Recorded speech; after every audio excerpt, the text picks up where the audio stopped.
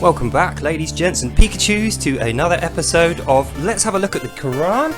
After me having read it all the way through a couple of times and understood it, let's break it down into simple sentences of factual statements, read those statements in order, and figure out who is this character Allah, what is his purpose and his intentions for humanity, and is there any truth to the message within this book in relation to us as non-believers and our place in the developing world of the modern age.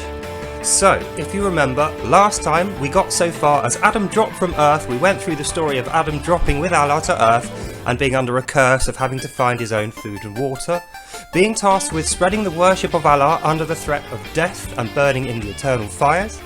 Then we skip forward in time to a part where Allah is telling us about, O children of Israel, and a covenant which we are not told about in here. It's not explicitly described, but we know is the covenant with the God of Israel, who is Yahweh. So, we pick off from the place after that where we go back in time, back towards where we've got Adam and his children, and then we go forward again to the part where the Israelites are under captivity in Israel, and we find out what happens to them. So the last thing we know is Moses is with the Israelites. They're still in captivity in Egypt, and they are being heavily slagged off by Allah, who is making out that they're only there because they're stupid and evil. And the Egyptians are actually being really lovely to them, and Allah is the one who sends Moses to help them, not Yahweh. Let's carry on. Verse 34. You got killed by evil, angry God, but I've mercifully raised you up again against the stupid Israelites, and you should thank us. So if you remember, the last thing that happened is the Israelites rebelled against the idea of God. They said, we don't believe you, Moses. We think you're full of rubbish, Moses. We don't believe in you. We don't believe in your God. And we won't believe in any of this rubbish unless God himself appears to us right now and shows himself that he's God.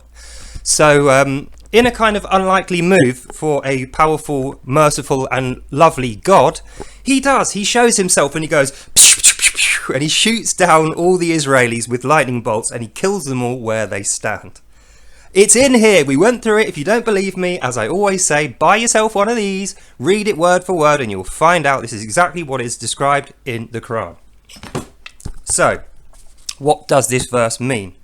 You got killed by an evil, angry God, but I've mercifully raised you up once again, you stupid Israelites, and you should thank us.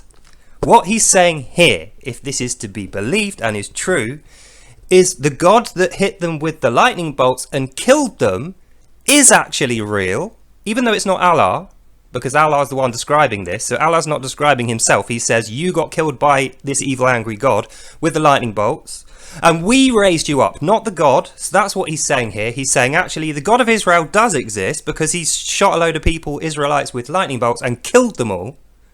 So the God of the covenant is that God with the lightning bolts from the earlier passage. So that's what this is saying. This is saying, you stupid evil Israelites, you got killed because you baited out the God of Israel by saying, we don't believe Moses, we don't believe you, show yourself to us and prove to you. So they tested this God of Israel, and he responded to that test by going, shooting you all down with lightning bolts and killing you all.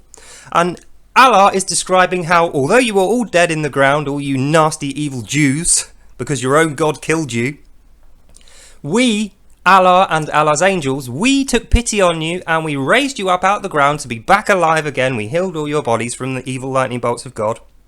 Sorry, from, whoever it was. We're still not told that it's God. It says in here that God doesn't exist, only Allah is God, even though he's just described another God killing a bunch of people out the sky with lightning bolts. But we don't know who that is. That person's evil. Allah is the one that rescued you from that fate, from the God that doesn't exist who killed you all. And you should thank us for it. But you're not. That's the explicit thing they're trying to get across here, is the evil Israelites were killed with lightning by this God who they said they didn't believe in. And we, Allah and the angels, we were merciful and we took you back into life. We raised you up from the dead, recovered your bodies. And you should thank us. Even though you're not. You should bloody well thank us, you evil Israelites. You got killed by your own God, Allah and the angels. We rose you up. We're the real gods. That is what this is trying to say. 35.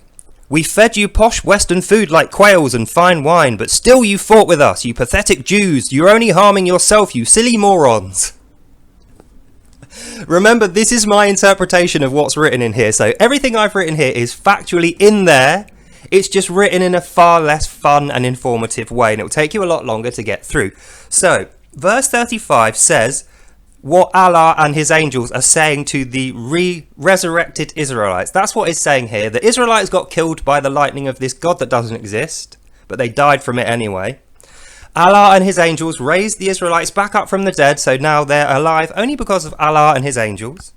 And then they fed them quails and fine wine. And what happened is, after the Israelites got the quails and the fine wine, they weren't happy with it. They didn't want to say thank you. They moaned about it, actually, and said, well, this isn't good enough. And what Allah and his angels are now saying is, even though we gave you the quails, which aren't even from the desert, quails don't live in the desert. Quails are Western food, right? So they're saying, we literally went across the world to the West, got you the finest food that the West has. It's like turkey and white. You know, it's like a Christmas dinner almost. We got you a Christmas dinner, you ignorant, evil Jews that have just been resurrected by us, and you didn't even thank us. You weren't even grateful. You're pathetic, and you only harm yourselves by doing this. That is the message of this verse. He's reimpulsing the two earlier verses that the Israelites are stupid, evil, and they're so stupid they're actually self-destructive. And the God that they pray to isn't real, and even if he is real, he's only real to shoot them dead with lightning bolts, and then not real again after that. That's what it says. And the only reason they're back alive isn't because God is helping them. No, it's because Allah and his angels brought them back to life and then fed them this posh Christmas dinner. And they're still not grateful. Stupid, bad Israelites. That's what this is saying. 36. Remember, we said, come back to Egypt. We'll forgive you if you worship Allah, and we'll let you come back and be free and wealthy and healthy, and we'll love you if only you'll forgive us what we did and bow to us and Allah. So, the plot thickens. Now, remember, we said, Allah and his angels is we, remember, not the Egyptians. Allah and his angels are saying, come back to Egypt, to the Israelites who they've just resurrected. So what the between the lines narrative is, after the Israelites got resurrected by Allah after being killed by this non-existent God, what it says, God kills them with the lightning bolts and then doesn't exist again. Allah and the angels rise them up from the dead and feed them the quails and the wine. And then they go, oh, we're not happy with this. And they bugger off and leave, even though they're slaves in Egypt and they can't. And what this is saying is, remember, we, Allah and our angels, we are saying, quote, come back to Egypt. We will forgive you if you worship Allah and forgive us our sin, what we did to you, which is obviously rising them from the dead. That's the only thing that he's described that he's done to them. So if they're asking forgiveness for having recovered these dead people's lives, I suggest that they're not sane. Or maybe what is not written in here, because it's been removed from the manuscript, or it's described in the Old Testament, which is what I think. Come back to Egypt, we will forgive you if you worship Allah and you forgive us. The thing that they're asking forgiveness for is not, in fact, resurrecting dead people, because that's not sin. What is sin? Murder is sin. So what this is if you know the story of the Old Testament, the Israelites, while they're in captivity, are regularly punished for doing anything, just being alive. And many of them do, in fact, die. That is what this is asking for forgiveness for. Come back to Egypt, and we'll forgive you and make you wealthy and free and high-class citizens, and we'll give you Christmas dinners and stuff if you forgive us our sins. Now, why would Allah and his angels want the forgiveness of the evil, stupid Israelites? Exactly. They don't want their forgiveness. They are fearful of the invisible God with the lightning bolts. That's why they want the forgiveness, because if the people of the God forgive them, God will also forgive them. So this is a third passage in the Quran which explicitly says, without saying it, actually Allah isn't the creative God that he claims he is. He isn't all-powerful, doesn't give life and take life away as he claims. And in fact, he himself, Allah and his angels, after having dropped from heaven and not being able to get back in on their own, they are in fear of the God of this covenant, the God of Israel with the lightning bolts. They are scared of God. So why would they? Anyway, let's continue. 37. No. You still refused our scripture, you refused our worshipping of Allah, so we sent you down a plague from heaven because you just kept screwing up our commands and not doing the Allah worship, bad, evil Israelites. This one's a little bit easier to get through. Nope, you refused our scripture and the worshipping of Allah. So what happened is they're claiming that the Israelites got killed by God, resurrected by Allah, and then just left. Even though there's slaves in Egypt, they just went, we don't want to be slaves anymore, we're just going to walk off, and they just left.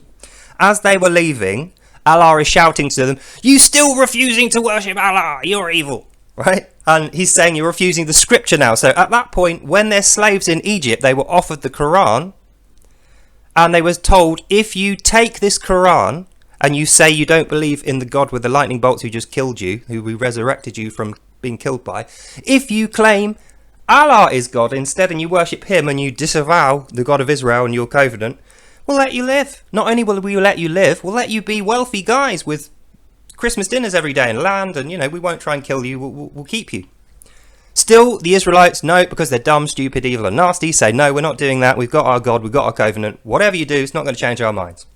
And that is what this is referring to. No, you refused our scripture and the worshipping of Allah. So what happens after they've left?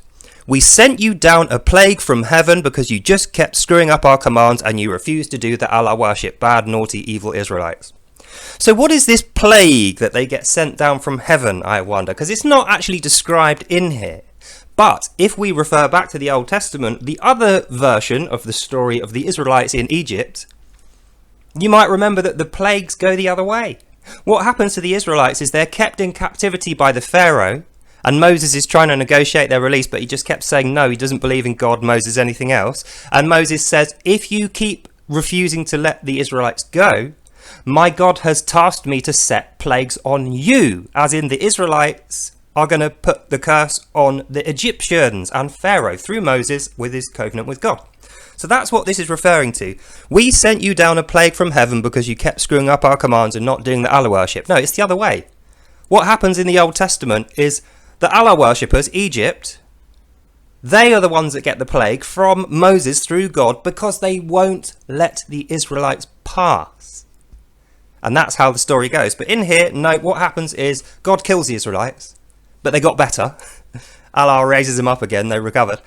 Then he gives them a Christmas dinner and goes, don't worry about him, you'll be okay, and makes them feel better. And then they're still not happy. They're like, no, we still don't want to be... Even though they were dead from their own God, according to this, if this is to be believed, the Israelites' own God killed them with lightning bolts for not believing in him, and then went back to being not real. Then after that, when they were just like, how are we alive? The Egyptians were there with Allah and his angels, and they were like, don't worry about it, have a Christmas dinner, here's some quail and some, Western food and some wine, made them feel better. Even after they'd been resurrected by these guys and fed Christmas dinners, and they're no longer slaves, if you're getting fed Christmas dinners, and you've just been brought back from the dead, now you're holy, you're not a slave anymore. So we're supposed to believe that the Israelites became holy men in Egypt, they're no longer slaves, they're getting fed Christmas dinners, but they still won't believe that Allah is God, and they won't forget their covenant with the God who supposedly killed them and then went back to not existing. And the last thing is, Allah says, well, you won't believe me, plague, sends them a plague from heaven. Well, that's what he claims. But as we know, the plague from heaven actually affects the Egyptians, the 7 plagues, the final one being we're going to kill all your firstborn sons unless you release the Israelites.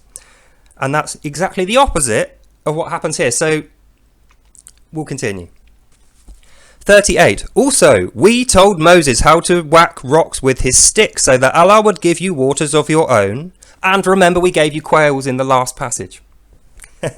So, I love this. So this is interesting. They've used 3 verses to reimpulse, this is the stuff we did for you, Israelites.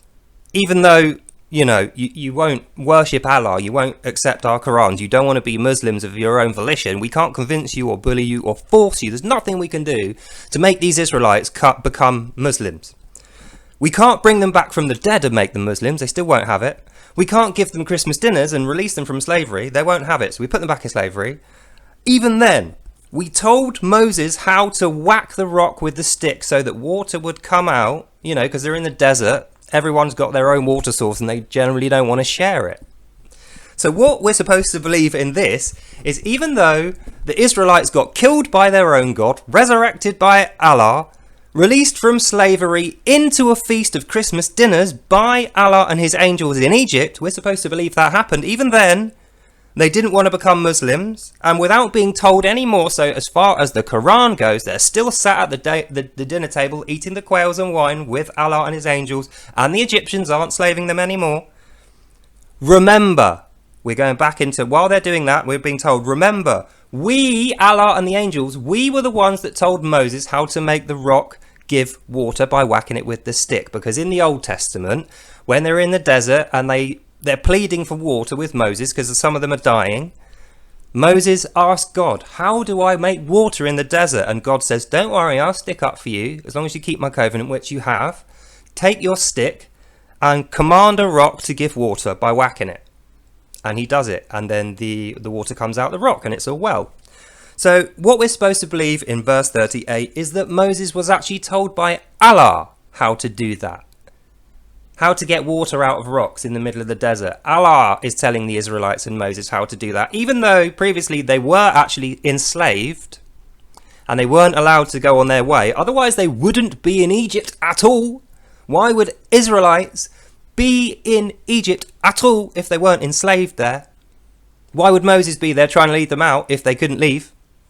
If they were allowed to leave, they wouldn't need Moses, would they? So this is all complete lies. That's what we know. From what's written in here, not even without referring back to the Old Testament, we can tell, if we use our logical mind and we apply it to what's here, we can tell by verse 37 and 38 that what is actually going on here is the Israelites are enslaved within Egypt. Moses is trying to lead them out. Allah and his angels are there along with the Egyptians, and they're trying every trick in the book. They're lying, deceiving, they're offering gifts, they're doing all kinds of things. They've pretended to kill the Israels and resurrect them, and still the Israels will not relent. They don't want to be Muslims. So we're supposed to believe that Allah and his angels are doing all this good stuff for Israel and the Israelites, and they're just too stupid to want to become Muslims. They should just drop all their covenant with God nonsense. I mean, he just killed them anyway, didn't he? With the lightning bolts, remember? And then he doesn't exist anymore. And that's what we're supposed to think. They're stupid. That's the reason they're not Muslims, because they're idiotic and self-destructive. So let's carry on. Verse 39. You complained and you said, nope. You said, no. You went through a variety of our foods and you said, this variety of food charities is not good enough. We want garlics, we want onions, we want lentils, but we want better onion, garlics and lentils as the ones you've given us. No wonder Allah hates you and humiliates you all. All you do is kill our pharaohs, kill our priests, and refuse to worship Allah with our rituals. Very interesting, this one, isn't it? So we've I feel like there's a lot of stuff that must have been taken out of this script, because this isn't a coherent story. We have to do a lot of mental gymnastics to make this work as a story. But we're going to stick to what's in here and not do the mental gymnastics until the end. So what is in here, ladies, gents and Pikachus, is this. You complained and you said no. You weren't happy with the variety of food charities we were giving you. So even though we're supposed to believe that they've just been given quails and wine and they've been resurrected from the dead, so it's not like they've got any diseases or they're hungry or anything. They got resurrected from the dead to being perfectly healthy. Nothing wrong with them. They were immediately fed quails and wine, which is like a huge feast of a Christmas dinner from the West. It's like the best food ever. And then after that, they're complaining about onions, garlics, and lentils.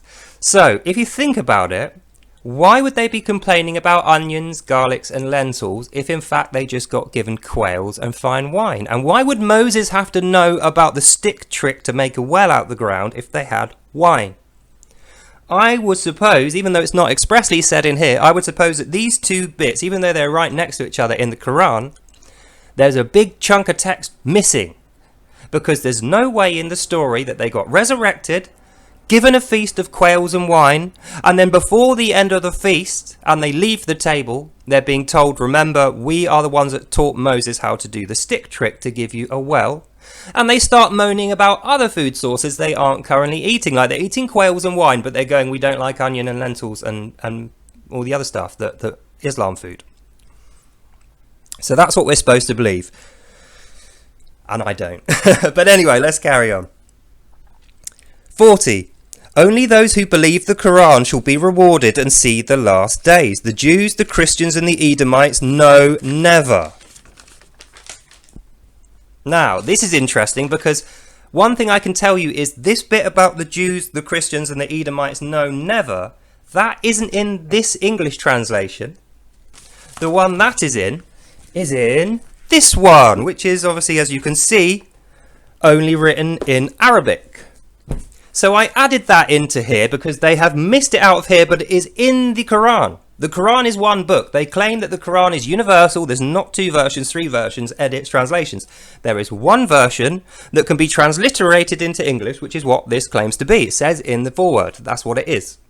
So it's got a piece missing, and I re-added it back from that one over there. And that piece is, only those who believe the Quran shall be rewarded in the last days. That's in here. And the added piece is, the Jews, the Christians and the Edomites, no, never. They will never see the last days. In other words, we're saying they will be killed before the end of the days. So, it's a very short verse, this one, but I think it pretty much nails on the head what it's trying to actually say to us. What it's trying to say to us is, after the complaining of the Jews about the lentils and the onions, after them being resurrected, given quails, they still don't want to be Muslims, the point of this parable is to say, anyone who reads this can see, Muslims are clever and wise and generous and nice. They're even nice to these stupid evil Jews who don't, we resurrected them and we gave them a Christmas dinner. We set them free from being slaves and we said, remember, even your prophet Moses, we taught him everything he knows. He's not God.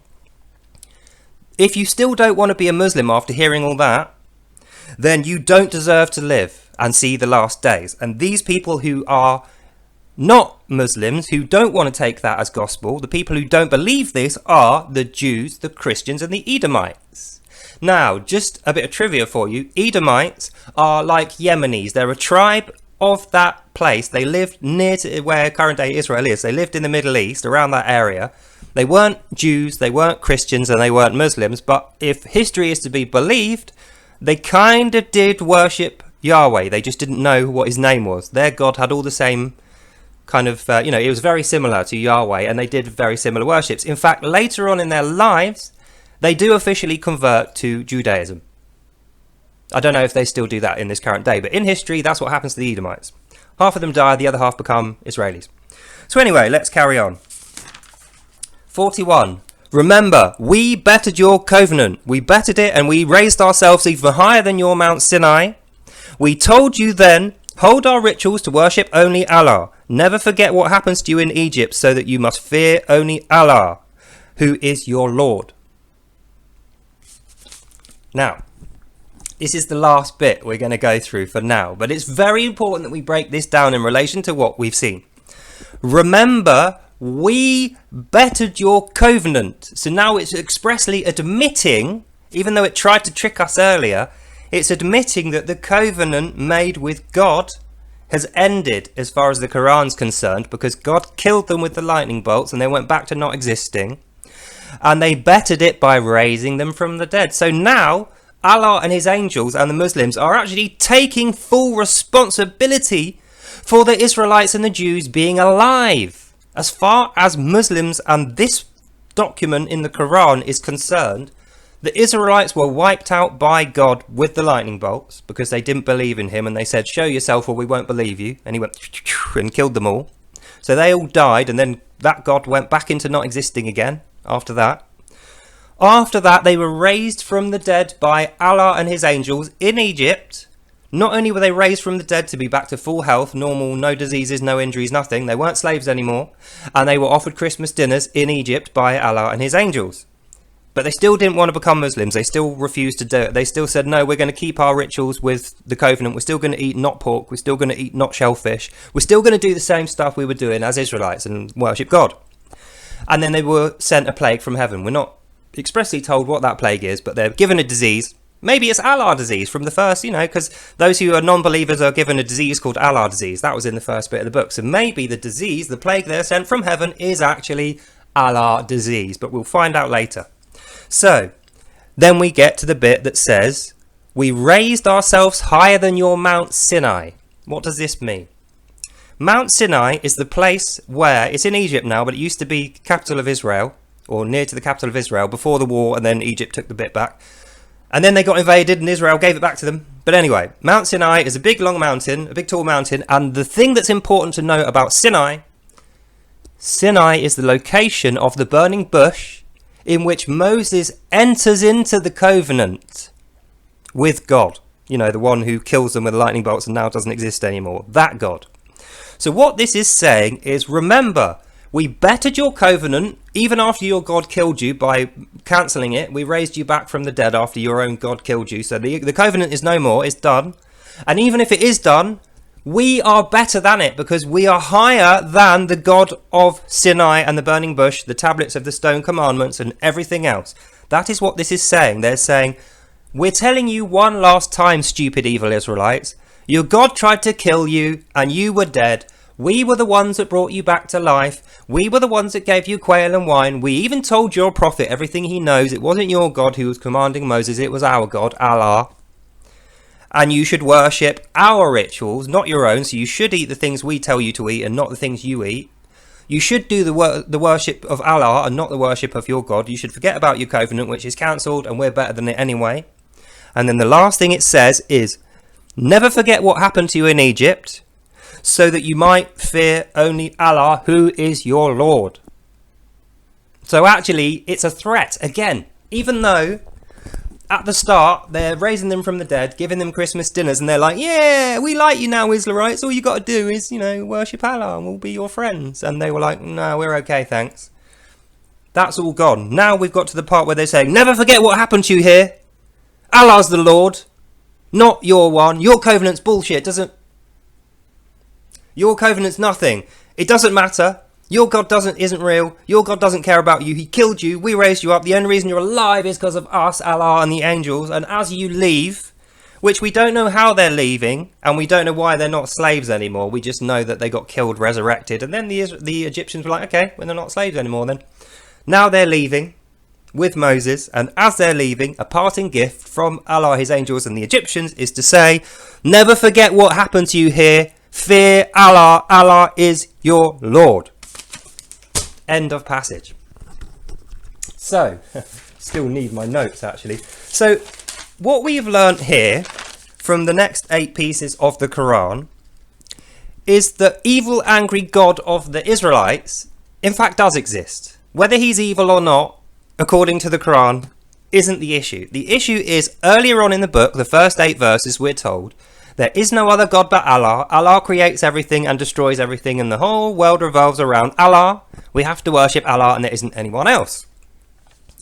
Even still, they go back on that here, and they say, you got killed by your evil, angry God, who killed you with lightning bolts, while Allah was watching. So it wasn't Allah that did the lightning bolts to kill the Israelis. Allah was on the ground with the Israel people, watching this happen. So God didn't exist. Then he comes into existence here, in terms of the Quran. The Quran describes the God of the Israelites coming into existence over the Israelites in Egypt, smiting them all with lightning bolts to kill them all dead, and then going away and not existing again. During the period in which God exists, the only task he fulfills is to kill the Israelites with lightning bolts for not believing in him and his prophet Moses. The other thing we're supposed to know here is, we don't believe you and your Moses is contradicting the earlier bit, which says Allah was the one who sent Moses. Remember, it was us that taught Moses the stick trick to do the whirl. It was us that instructed Moses. That's what they say earlier. But then in this part, they're saying, you got killed by your God because you said to your God, we don't believe in you and your prophet Moses. So why would God kill them for not believing in his prophet Moses if the prophet Moses was of another God? Surely he wouldn't care then. If they didn't believe in the prophet of another God, he would have been happy with them, wouldn't he? Because that's part of the covenant. So, as we unpick the lies, the various little trickery, manipulation bits written into this Quran, we can tell, A, Allah isn't the only God in town. We know that. It's described in the Quran. The Quran describes the God who appears in the clouds, smites the Israelites with lightning, kills them all dead, and then disappears. Allah resurrects them all. So whether this is true or not, the character is described now as the God of Israel, who uses lightning bolts. So he definitely lives in the clouds, because that's where he appeared. He definitely has supernatural powers, because he throws lightning bolts and kills all the Israelis. He definitely had a covenant with them. That's described in here, though we don't know what that covenant is. And the end result of this story is Allah brings them back from the dead in Egypt, gives them quails and wine, and tries to convince them to become Muslims. And even though all this has supposedly happened, they're not interested. They'd rather go back into slavery. So they go back into slavery. They're shouted at. They still refuse the scriptures. They are told, look, Moses, the guy that's leading you, right, He's our guy. That's what Allah and his angels are saying. Moses, the guy that you're listening to, who you're taking advice from, the reason you don't want to become Muslims is because Moses is telling you not to.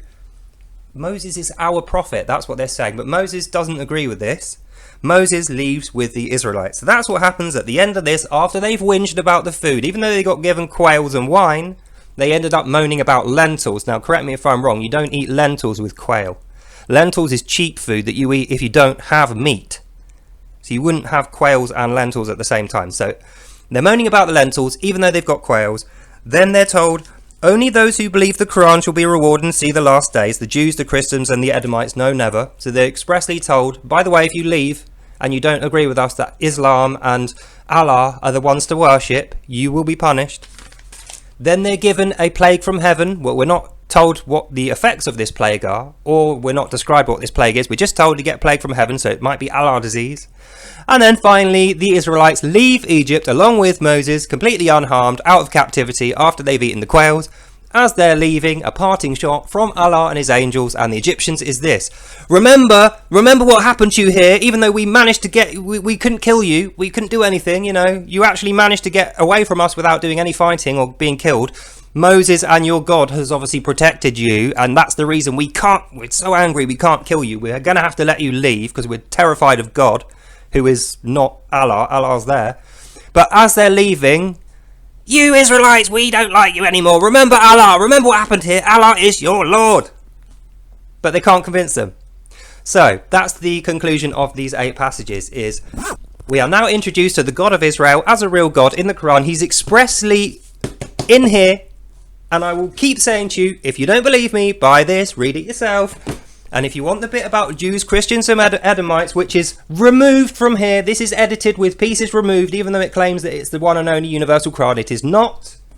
If you want those removed pieces, you will have to translate them yourself from this one, which is the Arabic version, which is longer.